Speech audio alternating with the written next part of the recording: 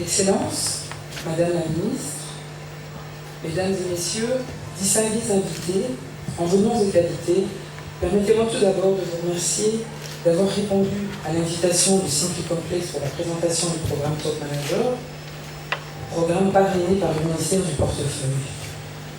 Je voudrais tout particulièrement remercier Son Excellence Madame Janine Mabunda, non seulement pour le soutien qu'elle apporte au programme Top Manager, mais aussi et surtout pour la manière dont elle s'est impliquée.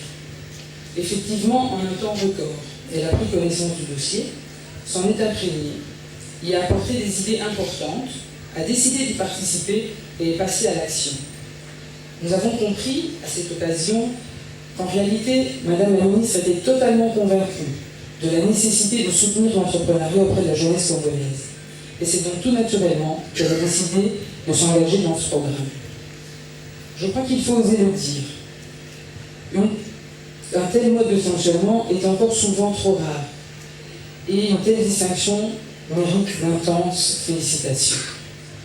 Ainsi, pour toute la jeunesse congolaise, permettez-moi, Madame la Ministre, de vous remercier et de vous féliciter sincèrement.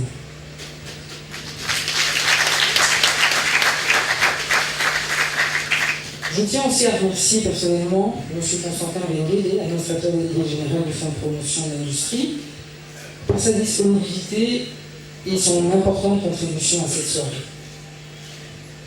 Sans vouloir déroger au protocole, permettez-moi de remercier aussi M. Charles-Marie, ADT du FPI, pour ses nombreux conseils et sa patience. Et je voudrais enfin remercier Mme Choa Lomponda, conseillère au ministère du Portefeuille, pour son dévouement au programme Top Manager et au devenir du pays. Peu avant de venir ici, je lisais le dernier classement des fortunes du célèbre magazine Forbes, pour retrouver qui c'est l'un de nos invités. Sachez que pour la première fois depuis 14 ans, M. Bill Gates n'est plus l'homme le plus riche du monde. Il conserve néanmoins une fortune tout à fait confortable de 58 milliards de dollars, qui le laisse à la 3e position. À la première position, nous avons M. Warren Buffett. À la 2e, M. Carlos Slim, le célèbre épicier mexicain. L'Inde aussi est omniprésente dans ce parade des milliardaires, avec à la 4e position Lakshmi Mittal, du groupe Arcelor. À la 5e position, Mukesh Ambani, et à la 6e position, son frère Anil. Néanmoins, malheureusement, nous n'avons trouvé aucun opérateur congolais ni résident au Congo. Pourtant, et je le dis très sérieusement, quoi de plus normal quand on sait les énormes potentialités que nous avons. Prenons par exemple le secteur de l'eau. La RDC possède 18% des ressources mondiales d'eau douce, et Israël, de son côté, dépense chaque année 100 milliards de dollars pour s'approvisionner en eau.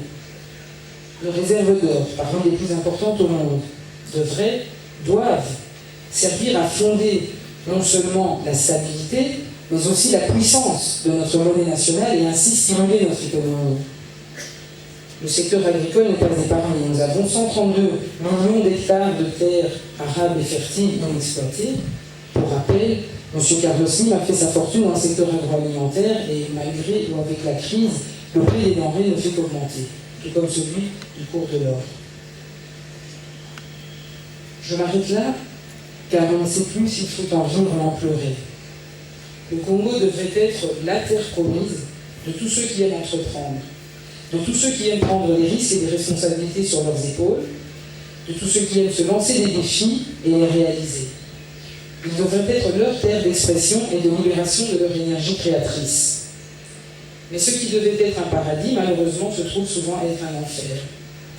L'enfer du cadre administratif, souvent lourd et inconstant, l'enfer des difficultés du transport des marchandises et des possibilités d'approvisionnement, l'enfer des relations professionnelles, elles aussi souvent inconstantes, peu fiables et rarement rentables, l'enfer d'une main-d'œuvre trop souvent inadaptée aux attentes, l'enfer de l'accès au crédit tellement nécessaire à l'investissement.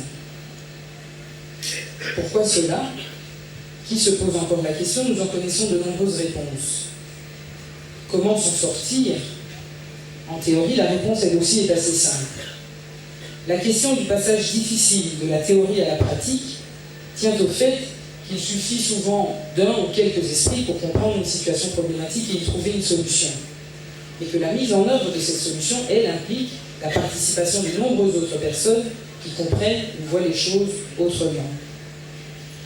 Top Manager, ainsi, est l'expression de la volonté de faire changer les choses, de faire prendre conscience que chacun d'entre nous dans ce pays, quel que soit son rang économique ou social, peut en réalité avoir beaucoup plus que ce qu'il a déjà. À condition, bien entendu, par exemple, qu'émerge effectivement un meilleur cadre juridique pour notre économie et notre commerce. Que règne plus de professionnalisme et de sens des responsabilités dans le travail. Que l'on apprenne à prendre beaucoup plus en compte les enjeux du commerce mondial et surtout de la concurrence internationale. Que les infrastructures s'améliorent toujours plus vite. Que l'on exporte de plus en plus les biens finis plutôt que d'importer presque tout. Afin que tout cela puisse permettre une réelle émulation de notre marché intérieur, son ouverture vers les exportations, améliorant la confiance dans l'économie congolaise et favorisant ainsi l'attraction de capitaux d'investissement et de banques d'affaires.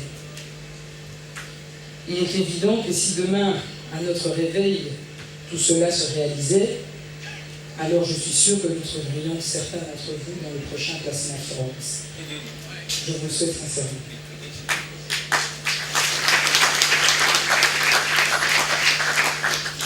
En effet, une des idées qui s'exprime à travers Top Manager est que nous devons, en tant que nation, totalement nous décomplexer par rapport à des appellations de type PPTE, pays pauvres très embêtés. Car en réalité, la question pour la RDC n'est pas de sortir de la pauvreté, mais bien de réaliser son plein potentiel, au bénéfice de ses citoyens et de ses résidents. Paul Arden, un grand nom de la publicité aux États-Unis, a dit un jour « It's not how good you are that matters, it's how good you want to be ». Ce n'est pas votre niveau actuel qui compte, c'est le niveau que vous voulez atteindre.